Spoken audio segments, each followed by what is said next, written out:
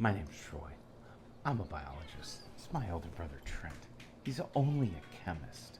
And we are the Bourbon Brother Whiskey Nerds. Trent, I'm excited. Well, it's Friday, Channel. And that means it's Fresh Crack Friday. And I have the cellophane right here to prove it. We really don't lie to you. I'm not sure you think we do lie to you. We but don't. Just in case you do, we really do Fresh Crack. This is our We first tasting definitely of do. all of these bottles on that's Fresh in the Crack way. Friday. Anyway. That'll bother Troy. Today, Troy, we have a real interesting bottle.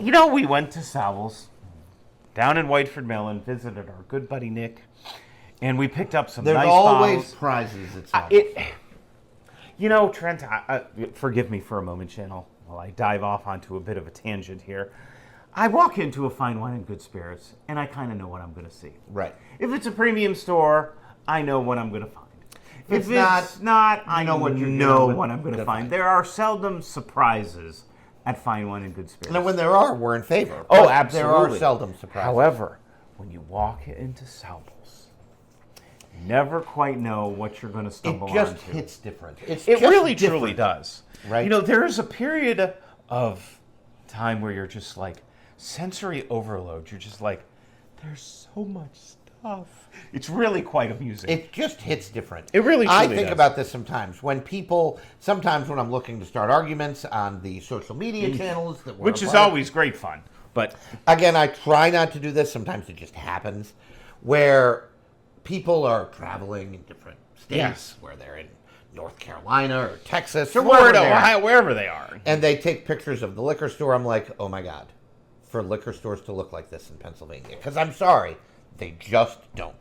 And you don't have to go far, because you go to New Jersey or New York or Delaware or Maryland, all of which, if you check your map, border Pennsylvania. They just don't look the same. The shelves aren't the same. It's not the same.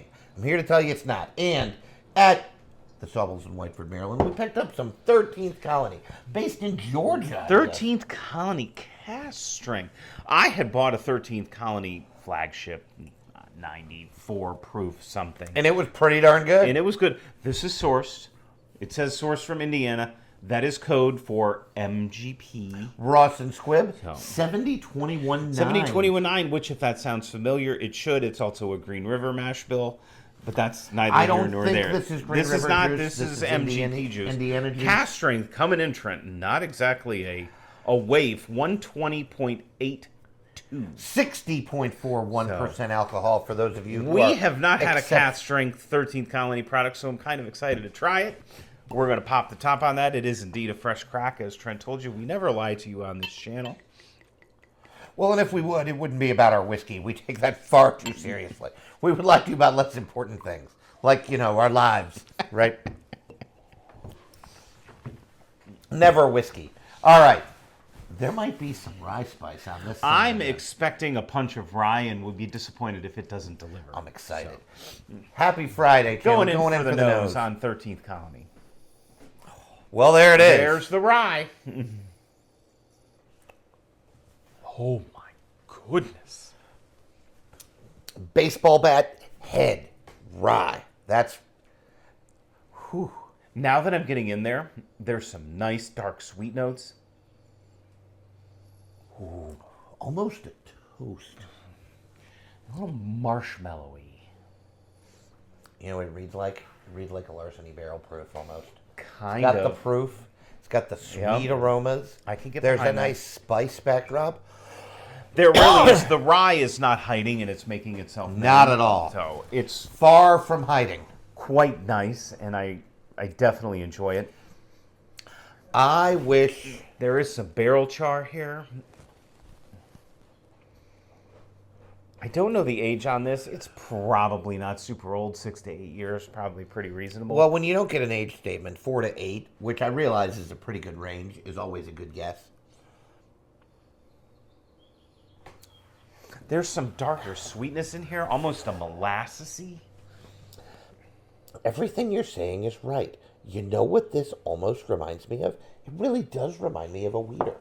I'm getting some honey, some bread, all of which is a little weird for a rye product. It's wheater sweetness with rye spice. It smells really nice. The proof, not hiding. It's there. You know it's there. 60% of it's alcohol. But Troy's right. The flavors here are really quite delightful. I'm getting a floral note now. They're really quite delightful. You know what there is? There is a lot going on. I'm getting a floral. There is a fair amount of depth in here. I don't want to say anything that I retract later, but remind me later that I might have a point.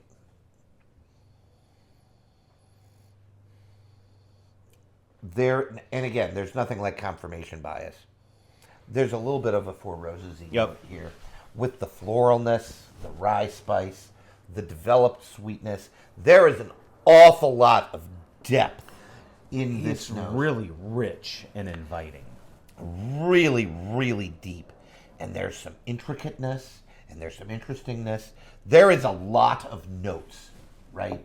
This is it's approaching, the nose is kind of sexy. It's approaching sexy pour.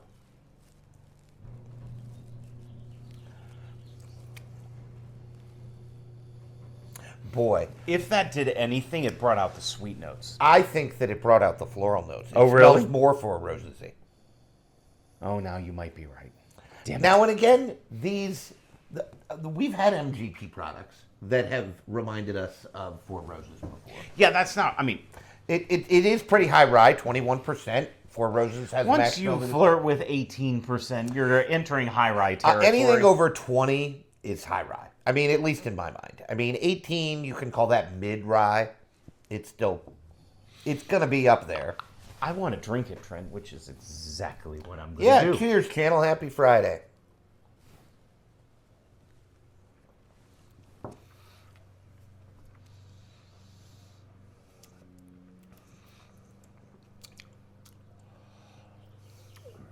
Wow. Well, it presents... wait. I'll be right with you. All right, it presents really traditional on the sip. Sweetness up front. Some rye spice in the back. That finish.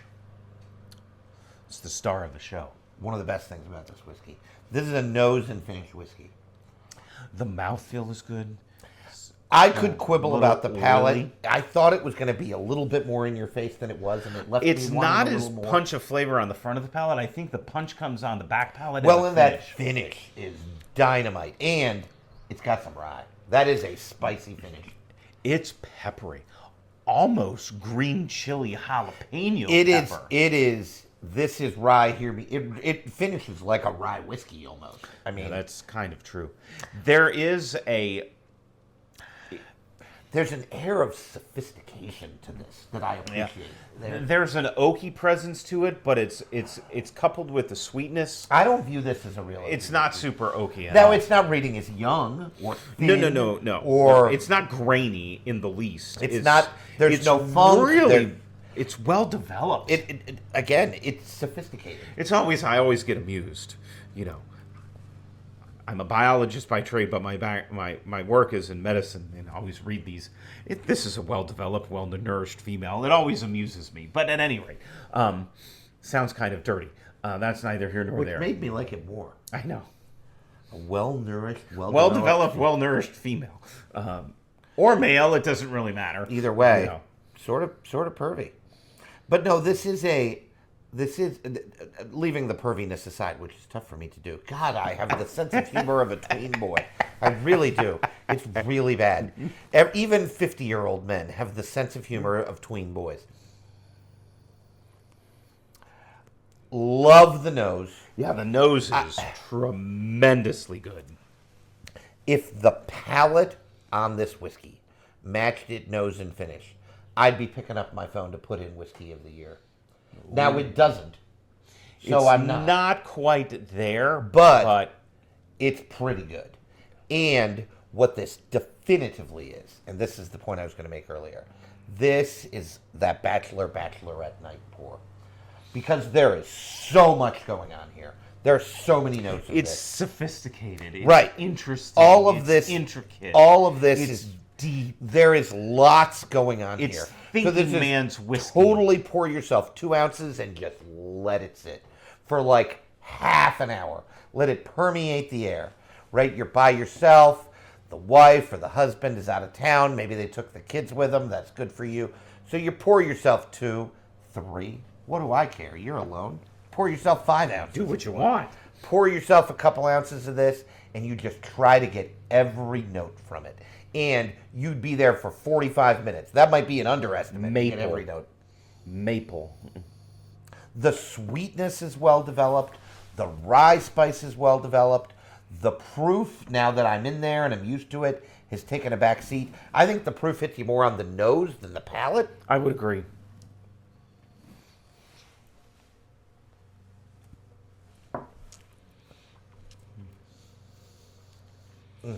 The star here is the sweetness on the front of the palate. Again, I wish it just hit a little bit more. That rye spice, it's constructed very traditionally. Sweetness, rye, finish. Now the finish, dynamite. 2 thumbs up. On my second sip, I got even more sweetness, and it is a dark. This is a deep, dark, brooding, rye-forward whiskey. If you don't like rye, not probably for you. If you're like a weeded, softer pour, no, not for you. But Trent is right. That finish, dynamite. It's really freaking good. Strangely enough, at 120 proof, I'm not getting a Kentucky hug. I feel like the proof, is delivering the spice. Mingles with the finish a little bit, but I think it's amping up the spice notes, not its own Kentucky hug sort of finish, which is interesting. How do they do that to whiskeys? People are so good at this. Thank God I just get to drink them. I don't know that I have a lot to say. This is a whiskey that will be very interesting to see what it develops into. Because where's it going to go? Is it going to lean more heavy into that oak? Is the spice going to pop out? Is it going to be sweet notes going to take pop over? Out? Right. Where's it going to go? Because all of those would be interesting and quite understandable. And maybe it'll change as you move down the bottle. Yep. But now how much you pay for this? I paid $79. That's not terrible. I think MSRP is $89. Makes me a little nervous. That might be a little on the high I'm side. glad there is a phase transition between 75, 80 and 90, 100. I would agree with that. I'm not mad I bought it. Makes you nervous. Again, I think it's this. I don't want to say it's really close, but it's close. The palate matching the nose and finish is all that separates this from a real hitter, like Troy and I gushing, tantamount to nutsness, like we do sometimes. I don't think it's going to be whiskey of the year. I think it's going to be a little bit short. Doesn't mean I dislike the whiskey. That palate, just not as giving in terms of the punches of flavor that I like. The nose, delightful. The finish, rock star. Might like it more than the nose. It's a really good drinking whiskey. If it falls flat anywhere, I think it's on palate. Yeah. It's very traditional, but really, star of the show is finish, and where do they hide that? 120 proof. You could tell me this is 105, and I really drinks well. Now, not on the nose. When you first crack, now and again, maybe the proof This is will a go fresh right. crack. The fresh crack on the nose, you could smell the proof. The alcohol was, there was some cilia burning. Yep. So, is that what those nose cilia? Nose hairs are exactly cilia? what they're called, cilia. See, look at me. You using heard a it bio now, term. using a biology term. I know. I'm upset. Must talk about. 13th Colony has gotten. It's like a closet following. Well, the special releases are unobtainium, unicorn tears. Now, well, and nobody can buy them or afford them, right? So, like that's part of it's it. You extremely can't find difficult. them or afford them. And they've gotten a little bit of flack because they haven't exactly been transparent with where they're getting the juice from. So this, however, is marked distilled in Indiana. Well, and to be fair, if MGP. I don't know that we've ever had one of the special releases because they are unobtainium. I tried one of them. Very expensive, and I'm sure it was good. World-changing, record scratch whiskey. But it is not something we got a bottle of, and it might be true that they're not very transparent with where it comes from. And if you're listening, 13 Colony, and why aren't you? We're lovable. You should do that. You should do that. Tell us where the whiskey came from. We don't care. We don't care. I'm not going we don't to care judge that you you for it. sourced. It doesn't matter to But me. tell us where it came from.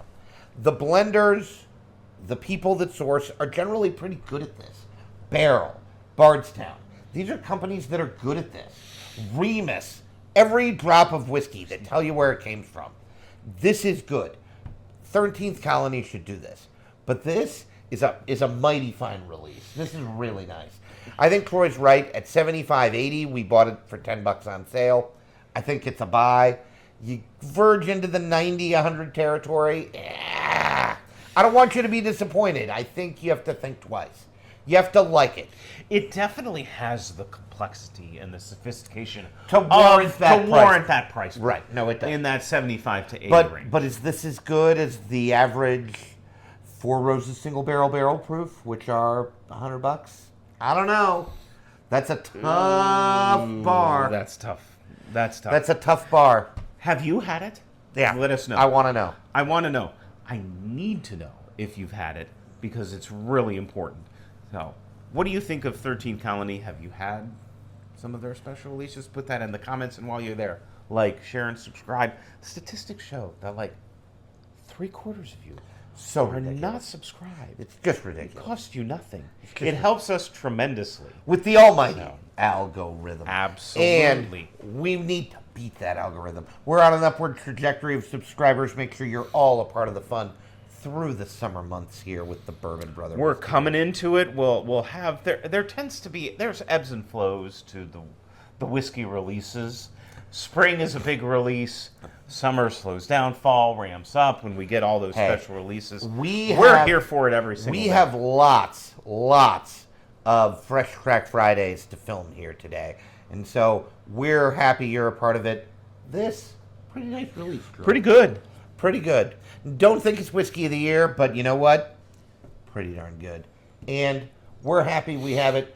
13th Colony. Go get yourself some. If you've had it, let us know what you think in the comments. If you haven't had it, maybe you pick yourself up some.